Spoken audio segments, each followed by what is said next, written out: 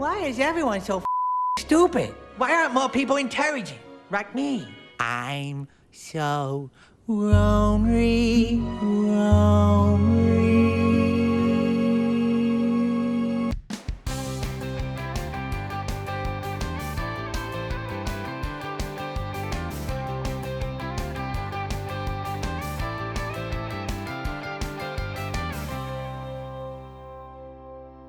Hi there, I'm Luke Hector and this is the Broken Meeple, a show where I devote my time to ranting and raving about board games, but usually more the latter part. Although in this case, probably not a lot of ranting to be honest, because this is a list that is a little unconventional from normal. People have been clamouring at me for ages. Come on Luke, are you going to do another solo list? We want another solo list. Please update your top 10 solo games list. So I thought, fine, I'll do that. I'll go away and I'll try and do my top 10 solo games list. And I ended up basically damn near killing myself trying to do it, to the point where I just kind of had to give up on the idea. I can't do this, Sam. Because basically the problem was that I play a lot of games solo, okay? I live alone, don't have a girlfriend. I missed the part where that's my problem. I go to games clubs, so I get my stuff played with friends and stuff, but, you know, that's all great, but I still need to play games by myself a lot. So I do play a bunch of games solo, but I could play one game solo 20 times in the space of a month. I might not play it for a year before I play it solo again, but I still really love the game. I then tried to come up with like a short list of all the games that I play solo and like solo, and the list was just insane. I mean, the short list could have been anywhere close to 50 games if I'd carried on much longer. It was just getting ridiculous. So the idea of trying to condense it down to 10 and rank them from 10 to 1 was just a physical impossibility. It just cannot be done, and I don't think I ever can do it. So I decided, well, okay, we gotta do the list, we gotta find a way. So I decided, well, you know what, we're just gonna blanket, carpet bomb a bunch of them. So in no particular order, I have basically taken 25 games. I think our shortlist was somewhere around like the 35 mark by the time I sort of gave up, but I've taken 25 games that I play solo, and chances are these are going to be, in a sense, my top 25, but I'm not ranking these ones. But basically, if this one becomes popular, then maybe down the line I'll do like another 25 solo games, but I'm just gonna rack it through 25 different games that I like to play solo, explain why I like to play them solo, and hopefully that gives you what you wanted. I mean, I can't really rank them. It's just not gonna happen. It could chop and change on a moment's notice, and it's just not feasible, and there's just too many titles to count. It's a lot easier to do other top 10 lists where the short list is maybe 15 to 20 games compared to this where the short list could go to somewhere like 100 if I wasn't too careful. So without further ado, let's just get on with it. Carpet bombing 25 solo games that you should be checking out if you're a solo player like me. Now obviously I can't take out all 25 games to show you and stuff like that, because that would take forever to deal with while recording this. So I figured, you know what, you're going to get the images, you'll see what the game is, but this is going to be sort of trying to run through them a little bit quicker than the average top 10. So maybe like closer to what my top 50 was going through in a sense. So no particular order, obviously some of these I wrote first rather than others, but I've got my list here. So we'll start off with probably one of the most quintessential solo games that's out there, and certainly one of my favorites, Spirit Island. Spirit Island is controlling a spirit that's chasing out the invaders. You have got God knows how many spirits now, because I've got it expanded all the way up to Nature Incarnate, and it's a great game to play multiplayer, but just playing the solo on the Steam app, or just getting out the game solo, being able to try out the different variants of all the spirits that they brought out against different adversaries. I am not an expert at this game by any means. I mean, I only play mostly true solo, and I try to keep the difficulty level down low so that it's a challenge, but not like a complete, punch me in the face fest. And I get a good kick out of this one. It is just really so enjoyable. I'm really gutted about Greater Than Games kind of halting production at the moment with all the tariff situation. That is really a big of a bummer, because they've made two of my favorite games ever. So I'm hoping that maybe in the future they'll be able to bounce back if things can calm down, but we'll see. That's a discussion for another time. But Spirit Island itself, it's just got so much variety, and I love playing with the events and all the extra tokens, disease and that. It's just a wonderful puzzle. I'm even checking out people online on YouTube for like strategy guides and like different openings and like ways to play each spirit, because as I say, I'm effectively the noob in terms of how good at this game I am, but I still really enjoy it. It's just so much fun, such a brain burny, you're going to be knackered after each game because it's going to be, you know, nail biting and down to the wall, but it's just great that you can come up with all these different ways to play the game based on what spirit you have, and it's just wonderfully thematic. There's a lot of good stuff to say about it. I mean, what was this? My number 5 favorite game of all time? Where was it in my top 50? Something like that. I love this game. I love playing it multiplayer, preferably with 3 players max. I think 4 gets a little bit unwieldy. 2 is fantastic. That's a great combination. True solo, really love playing it true solo. Maybe with a couple of easy spirits, like low complexity spirits, I would play it two-handed, but that doesn't happen often. You know, it's already a brain-burner game as it is. But yeah, Spirit Island, if you're a solo player and you haven't checked this one out, then you are seriously missing out. Alright, next up, haven't played this one in a while, and I probably ought to, given that I've only just organised it for all the new packs I've got, but Marvel Champions. Marvel Champions is currently my pick of the free LCGs, and spoiler alert, Arkham Horror and Lord of the Rings is not on this list. I mean, say maybe if I do another 25 games, I could put Arkham Horror LCG on this list, but here's the thing. This one I think works better in a solo capacity. It's easier to deck build. It's easier to get the game out, you know, in order to set it up and play. And solo, a lot of the heroes that you get in there can still work solo. There may be like some adversaries that might be harder, but then chances are they're hard because they've just been made to be stupidly hard. But I find that even if I take a hero who's mostly about aggression, yeah, okay, I can't deal with the threat deck very much, but I can deal with my bits so well that that's not a huge problem, or I can, you know, work that into my strategy. I just need to go a little bit quicker, you know, while dealing with the opponent. And I think it works really well solo, true solo, as much as multiplayer is still fun. The problem with these ones, though, is that I get the impression that they work better multiplayer, or at least two-handed, rather than solo, particularly the Arkham Horror one, because Arkham Horror is still fun to play. Still love the game, but when you play a investigator who's solely about finding clues and getting past the mission, that's all well and good. But if the mission throws a bunch of enemies at you, like a big elite or something like that, you're screwed, because you've got pretty much no way to deal with it. You won't have enough cards in your deck to be able to factor in this massive beastie. And it's the same the other way around. It's like, yeah, I can kill anything that comes my way. I have no idea how to read a book, therefore I can't physically get past a scenario. You ideally want 2 people, one that complements the other's weaknesses, and that's why it seems to work better as a two-handed 2-player game, and I don't tend to play games two-handed as a solo player, so this one has dropped a bit. But Marvel Champions, I mean, I've just put in all the, what have we got? Where is it? It's here somewhere. There we go. Agents of S.H.I.E.L.D. box. So I've just got that expansion. I've got the Nightcrawler, Magneto. Even though I haven't played this in a while, I still keep buying the packs because I just want to have the collection. It's never going to leave the collection. I just need to find time to play it. I've got this week off work. Maybe that's the fine. Maybe I'll play some of it this week, actually. In fact, yeah, that's a date. But, you know, with this one, it's just great. If you love Marvel, if you like the LCG system, then this one I think is it's the easiest one to get into, because you don't have to do the campaigns. Yes, you can buy a campaign box, but you could just simply buy it and do the individual scenarios like I like to do. But you've got so much choice in heroes now, and the card pool is large, but it doesn't feel barrier to entry large. You can get as much of it as you like and it will do. Whereas with those ones, I think the card pool's got to a point where I just can't feasibly figure out what the hell's what anymore. And, you know, that does put me off wanting to play it solo. You ever tried shawarma? I don't know what it is, but I want to try it. Third up, we have my favorite game of all time, as per my top 50, and that is Ark Nova. Ark Nova, yes, I mean, the Steam app has certainly helped with this. I've been playing through the digital Steam app, the early access one, a ton, and that is both playing it solo, with, against the AI as well, but also the challenge modes that they have on it, where they tweak the rules and you've got to get through a specific scenario in order to win.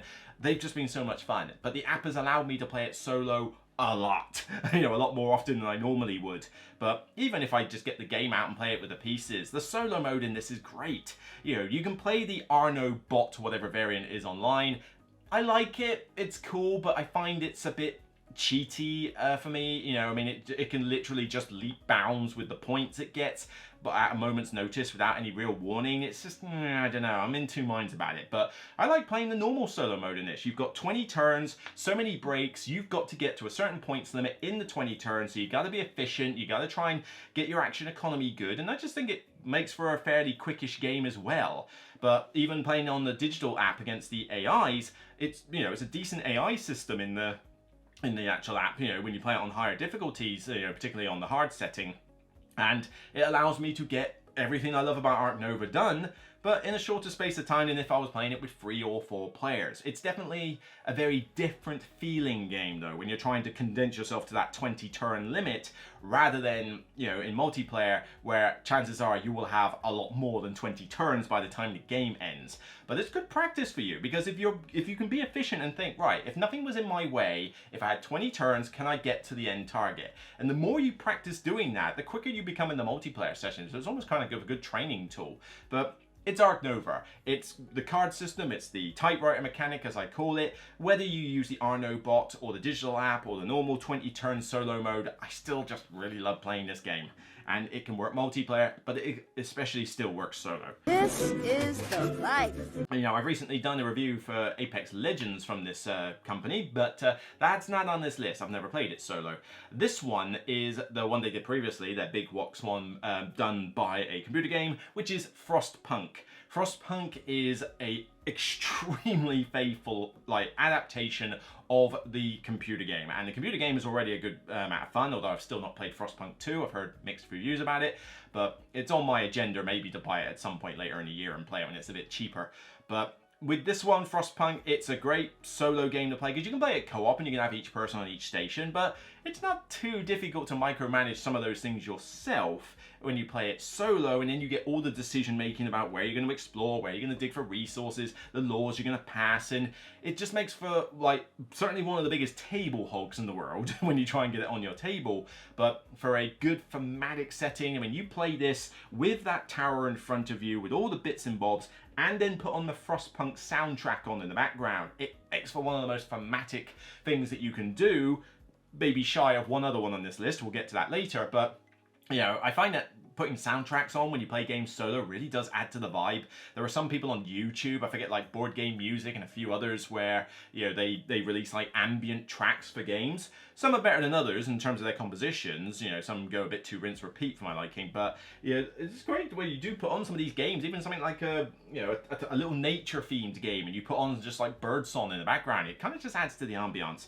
But getting back to Frostpunk, it's a very depressing game if you don't want to see your people have to, like, you know, put children in labor camps and send someone off to their death knowing that it's for the greater good. The greater good. It's just such a behemoth on the table, and it makes for a really good kind of solo storytelling session. Not for the faint-hearted. There's a lot of rules, there's a lot of stuff to set up, you gotta be in it for the event. But it's a great event when it happens. Shut it! Okay, this one, I have a feeling I might be doing this as a 2-parter video at this rate. Okay, so Imperium. Imperium is from Dave Turksey, Nigel Buckle. This is Osprey Games, I believe. And this is a deck builder with a twist. And I do say that games need to bring in twists when they use these same mechanics, and Imperium does that in spades. You've effectively got a civilization with its own custom deck that you play against another civilization with their own custom deck, and you're trying to get through your development cards as quick as possible and end up with the most points at the end of the game via various methods depending on what your civilization does. But they all play really differently. You can have a very different feeling game depending on which civ you play. And with all the expansions in the big box that I've got, it is like, you know, tons of variety. I've got all the different ones that I can play. The main reason this one doesn't come out as often as I would like, though, is because of 2 things. And yes, the latest expansion did help to fix some of this, but it didn't go all the way. The game is quite complicated. There's a fair amount of rules and iconography to get down, and the rulebook is better than it was, but it's still not perfect, and the game takes too long. Way too friggin' long. You know, this is a game that I can only play with house rules in place, and typically the house rule is to remove so many of the development cards from yours and the AI's deck before you start playing. Yes, you won't see those developments as you go through each game, but they'll be different each time because you'll just shuffle and dish them out randomly. But if you don't do that, the game just drags on and on and on and friggin' on, and it is way too long, and so you have to do that. I even suggest doing it in the book. I go the extra step and maybe remove a couple extra because the game really does drag. And that's why this one would definitely be on the bottom end of this 25 list if I was doing a ranking system. But I'd be interested to know if the new Captain's Chair, the Star Trek one, speeds the game up and makes it better. Maybe it could be a replacement, we don't know. but God knows if the UK will ever see any frigging copies of it outside of, David Turksy's favourite people who have got the solo preview copies and have already tried it. I certainly want to try it. I like Star Trek and I like the Imperium system. I just wish it was a bit more condensed, a bit more streamlined, and a damn sight freaking shorter. But, if you're willing to put up with that, the game is still fantastic in terms of its gameplay system. Just needed a little bit of streamlining to make it perfect, but it's still pretty solid, and if you're not bothered by that, then by all means go grab it. Thank you, Mr. Cowboy. I'll take it under advisement. Next up we have Lost Ruins of Arnak. Down here, Ship Game Editions do a great job with their solo modes, and some are better than others, for sure, and you might be surprised that one particular solo mode probably isn't on this list of 25, it might be on a different list maybe in the future, but this one, Lost Ruins of Arnak, had a great solo mode to begin with in the base game.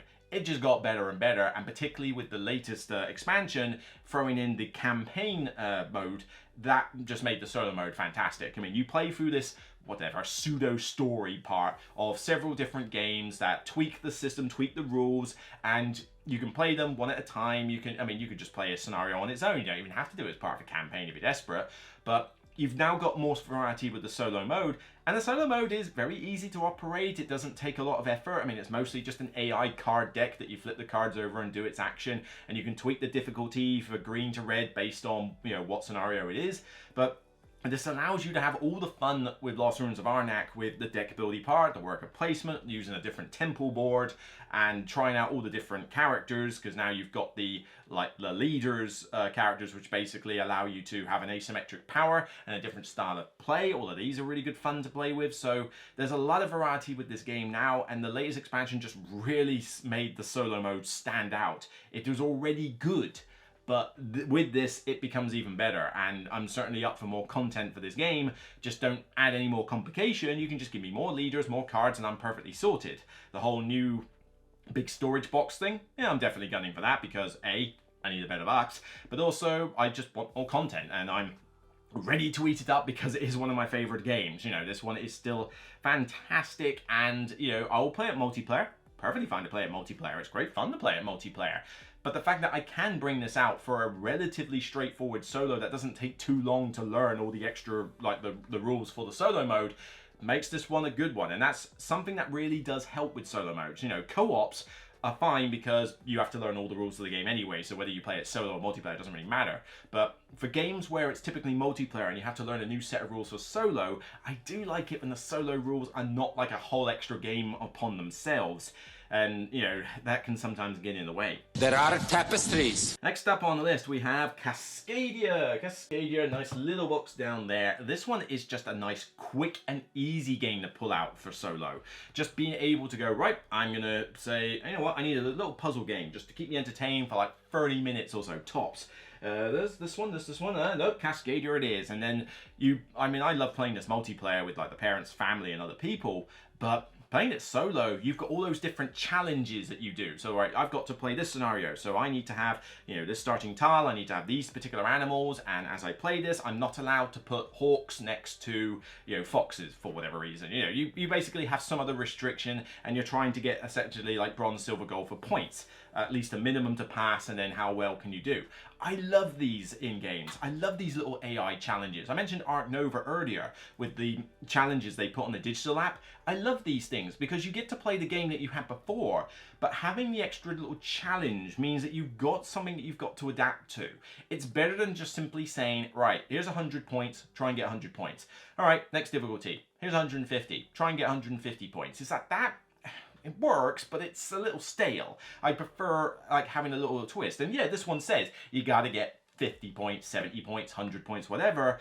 But by throwing the other challenges in, it just adds a little bit of extra variety to a game that, is not exactly the most complex game in the world. There's only so many mechanics. So having that little bit of extra variety just makes it really good fun to play solo, and you can play it super fast because it's just right, here's the tiles that I can use, here's all the tokens in the bag, lay out my set of 4, what's the challenge? Right, go, and get going. And within 30 minutes, you're done. It's nice and super fast and super light, and these ones get overlooked a lot. But yeah, Cascadia is just one of the quintessential gateway games that you should have in your collection. I mean, if I was to do a top 10 essential games list, Cascadia would be pretty much up there on the top 3, because it works for adults, it works for kids, it works for families, it works for gamers, it works for non-gamers, it works for solo players.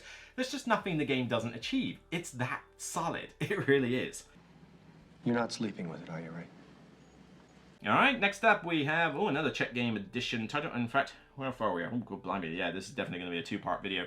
Under Falling Skies is this next one. Under Falling Skies is effectively Space Invaders, the dice game. It's got a great little theme to it. It's a cool little puzzle. Not played it in a while, and this is definitely probably on the lower end of the 25 here, but it's pretty much only a solo game. I mean, if you play it two-player, you're basically just sharing the workload.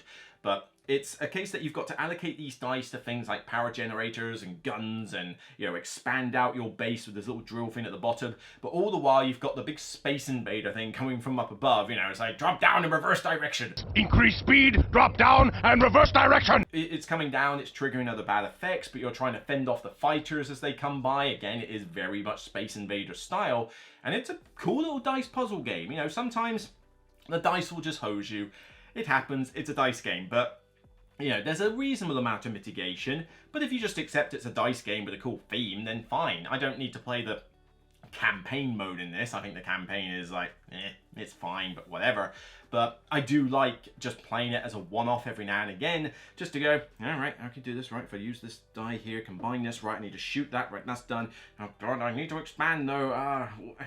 You know what? Come on, shit, come down a little bit further. I'll deal with you in a minute. I need to expand the base. And these little tough decisions that you gotta make, and the rules themselves aren't that complicated. You know, it's a relatively easy one to learn. There's a lot of playthroughs and tutorial vids out there for this, and it just, yeah, I think probably even an official one with Czech Games, I'm not sure.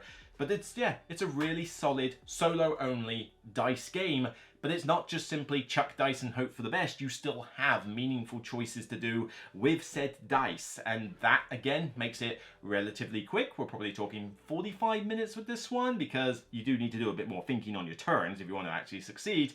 But yeah, once you got the rules down, it's not a particularly slow game at all. It's, you know, pretty quick, pretty fast paced, and you'll know fairly soon whether you've got a chance of winning it or not. Why are the humans still eating their soft pretzels instead of surrendering? Next one on the list is a massive box, huge box from AEG. It is down there. It is good to play as a multiplayer game.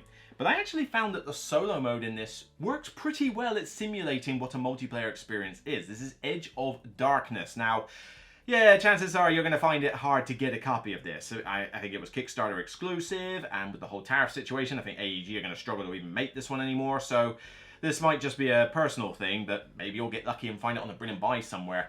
But Edge of Darkness is basically the super heavy version of John DeClare's whole card crafting system. And the card crafting system is fantastic. I love it as a mechanic. But this one takes it to the next level. You've got worker placement with all these different location boards, which there's so many of them now with the expansions I've got, that allow you to lay up scenarios for games, like different themes, like this one's easier to get money, this one's easier to do fighting, that sort of thing. Or you can just randomize it to your heart's content. But the real fun of this game is the card crafting system, where all the cards go across this conveyor belt in the middle, and you can take cards as part of like a drafting thing that you do every turn regardless. But the card crafting system allows you to upgrade the cards with those little transparent sleeve things, and you do this every turn, so you don't have to do an action to do it. Yes, you can do it more times, but you'll always do it at least once, so the cards are always getting better and better and better. But whether you get the card that you want is not necessarily down to you, because you have a situation where you create this really great card, but then somebody else takes the card off the conveyor belt before you do, and now they've got it. They've got to pay you money in order to use it, so you get some benefit, but you might be like, I really wanted that card. Well, you created it. You created a massive, amazing card, you know, so you got to deal with that. And I love the fact that it can interact with players in that sense. Well, the solo mode does a pretty good job of having the AI create cards and decide, you know what, your card has a bunch of upgrades on it, I'm going to take your card. So it's not 100% exactly how a multiplayer person would think, but it does a pretty good job of getting close. And it's not particularly difficult to use the AI card system. It's that classic thing of flip a card, what difficulty setting is it on, you know, do this action, can you do this action, if not do this action, and it's not that hard to actually do. Yes, it's a bit of a smorgasbord to set up and, you know, get the rules down, but the fact that I can literally just go through the box and take out whatever combination of locations I like and go through it and play this really great fun mechanical game, it does elevate this on my solo expectations. I mean, it's not an easy one to get to the table for multiplayer, but I don't know, maybe I should make more of an effort. Maybe the next convention I ought to try and book a game for this. But as I say, it's just one of those games that's big, it's grandiose, but definitely a lot of fun when it gets played solo or multiplayer. We're just so busy. Well, make time. You remember when I talked about Frostpunk and I said we'll talk about this one a little bit later in terms of a depressing thematic storytelling game? It's difficult to get more depressing and more thematic and more storytelling than this War of Mine. Oh yeah, this is basically, would you like to take Grave of the Fireflies and shove it into a board game? Yeah, it's basically this. This one is, the war is happening, you're a survivor, you've got to make ends meet by literally scrounging for food, trying to grab medical supplies, steal from other, people, but the thing with this is that in normal solo mode, it's already great because you play a scenario or you just play the normal game and you try to survive until the game timer ends, which is a lot harder than it seems. You try to scrounge into houses and derelict buildings without getting caught, or you come across, an old lady and her husband in a room. It's like, what do you do? Do you steal from them, or do you actually give them some food? Are you going to play the moral character, or is it a case of, well, if I don't get any food, I am literally going to die. Sorry, but... That escalated quickly. It's like, it goes dark. It really goes dark. But man, if you get the Days of the Siege add-on and the new Kickstarter or Game Found that's happening for this, I think they're going to include the Days of the Siege expansion as part of the big box that they're doing for this War of Mine, the 2nd edition. Seriously, get that box. It is, oh man. In terms of campaigns, I have played a lot of campaign games, but this is probably the best campaign I've ever played. A 3-act branching path campaign for this War of Mine, Days of the Siege, which you can play multiplayer or solo. It works perfectly great solo, and you've got so many different story elements that you can do, so many different routes that you can take. I mean, the first time I played it, I spent most of my campaign trying to help out this orphanage, and I went and did all sorts of missions for them, tried to get them to safety, cocked it up at the end. The whole orphanage got bombed. Wow, that was pretty brutal even by my standards. No backsies. Damn. I was like, But that was literally my playthrough of that particular campaign. I could literally go through the campaign again, never see that orphanage, and I would still have a ton of other story elements that I could go through. I could see the orphanage again and do different things with them. I didn't have to do everything for them. I could say, you know what, I'm not doing this bit, or I'll do this bit instead of that bit. And there is a lot of different paths that you can take, but honestly, yes, as a solo mode, the Days of the Siege campaign is a must-buy if you're grabbing this game, okay? But yeah, it's depressing. It's wonderfully thematic, great for storytelling, easy to pilot solo because honestly, playing this multiplayer doesn't really seem worth it, to be honest. It really is more of a solo game. But, oh man, dripping with theme, dripping with theme. You're a monster. Okay, I think we can do 2 to 3 more. I think we're at 10, so I think we can do 12 or 13 before we split this into 2. But yeah, this one, well, what can I say? It's one of my favorite games of all freaking time, okay? And this one, even before Ark Nova turned up, was basically dominating my top 100 all the time because I still love playing this game. I love playing it multiplayer, but I can play this free-handed solo, 3 characters in front of me and still pilot it fine. And I know it's a bit janky, and I know even with the new definitive version, it's not the easiest one to remember all the effects, but I've got a system. I know how to lay the cards out to make it easier. And I think maybe because it's just so embedded in my skull at this point, it's a lot easier for me to deal with it. Sentinels in the Multiverse, what more can I say? This solo game, for me, I mean, I love playing it with some friends of mine who like playing it 3 or 4 player. Fantastic. There's a mate of mine who will happily play it 2 player and will do 2-handed. But if I just want to play it solo, I will happily grab 3 heroes, villain, environment, and play through as a solo game. And I have a great amount of time. Yes, micromanaging 3 different hands worth of stuff gets a little tricky, but I've played the game enough that I can deal with it. And the idea that we're going to hopefully get, despite what happened to Greater Than Games, we should still get the definitive edition brought to the digital Steam app platform. The old app for the original edition was fantastic. The definitive edition on the computer version, oh my word, oh, that's going to explode. I think that will be fantastic to have. It's not going to make me give up the paper copy, but to have it on Steam, I think it's going to be like, oh yeah, you got to try it, but don't muck it up. but I still just love it. All the superhero stuff I can get, and I love superheroes. I love that theme in games. So all these different characters that I've got the first expansion. Will we see Desperation at this point? I don't know. I'm hoping that we'll get more content for this game, or at least this next expansion. I guess we're just never going to see any more expansions after that, but oh man, I am still bummed out about that. But, you know, it's still a really great game. Even if I never see any more content for this, there's still plenty enough in the box to keep me busy, and, you know, fans will make their own content, I'm sure. So this one is just great if you want that whole asymmetric character deck. You know, I don't want to deck build before I play this game. You don't have to, because the deck's already pre-constructed. You don't expand it, you don't tweak it. This is Legacy's deck. This is Tachyon's deck. This is the villain, Citizen Dawn's deck. You don't tweak it. The most you would do is maybe flip it to advanced mode where the effects are slightly increased, like it may do +1 damage at a time and that, but that's mainly for the villain. For you, you've got all your different heroes and about 3 or 4 variants of each one. Yeah, there's a lot of ways to play this game, and it's never going to get stale for me. Next one is Big Euro, Big Sandbox Euro, big, huge, grandiose Euro box, and, you know, it's pretty much mostly a solo game, frankly. I mean, you can play this 2-player, and the expansion made it 3-player, and that is fun, still fun.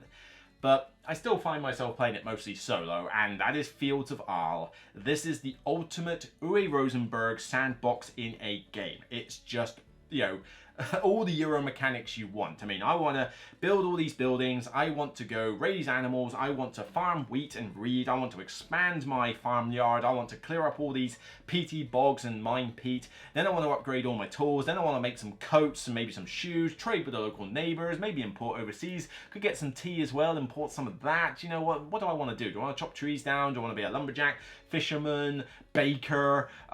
It's ridiculous the amount of options you have in this game, and that's why I love it, because every time I play it I can do something completely different, and it will feel thematic, it will feel cool, and it's a point salad, so you're getting points for just about everything. So, you know, it doesn't always, you don't have turns where you feel like you're being useless.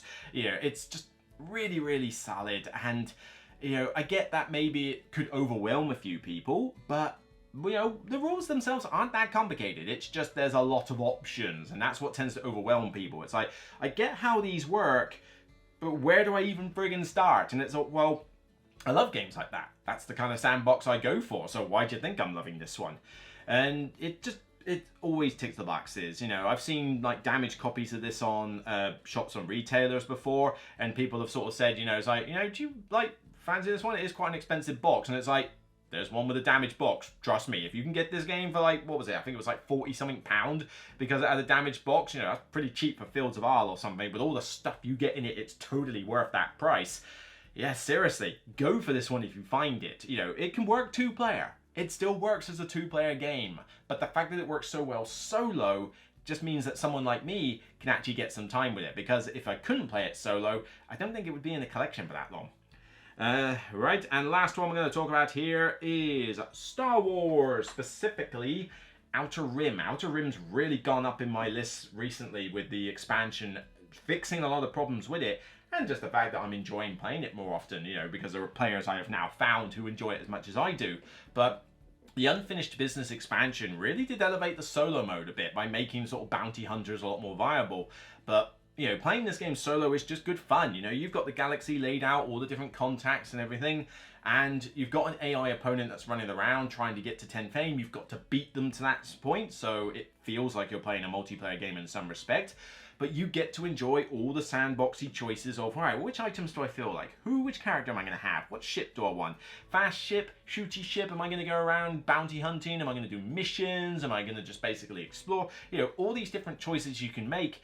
And it's not a complicated AI system to do. It is mostly just a case of, right, this is the action they want to do. Based on where everything is, this is the priority they're going to pick. It doesn't take that long to learn it.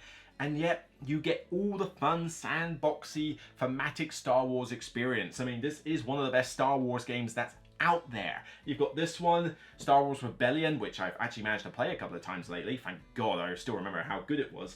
But, you know, in terms of what are the best Star Wars games out there, Outer Rim is one of the better ones that there is. It's just You know, good fun to play. A bit long when you play it multiplayer, for sure. You know, you play this with 4 players, you're going to be there for the long haul, and it's probably a bit overkill. 3 players works pretty good, 2 players is pretty cool, but the fact that I can play it solo does mean that this can come out a little bit more often, and it looks great on the table. Play some Star Wars music in the background, as I said, you know, the ambiance and that, you know, just adds to it, and it really is solid, one that I really enjoy.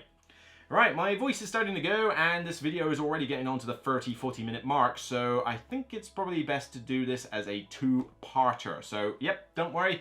Hope you've enjoyed the list so far of me talking about some, you know, solo games that you should check out. Join me in the next video for the next 12 or like 13 games to bring this up to 25, and yeah, hopefully it won't be too long. I might even release them both at the same time. But until next time, thank you for watching. Thumb this video up and consider subscribing to the channel. Let me know your thoughts down below about the games I mentioned. Do you agree or disagree with this particular section? Hopefully there's no game on here you detest.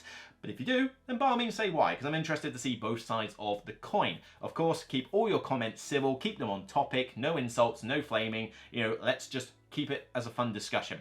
Until next time, remember, regardless of whether you're a sad loner like me who has to play games in this fashion, it's still only a game, and it's still fun either way. Take care.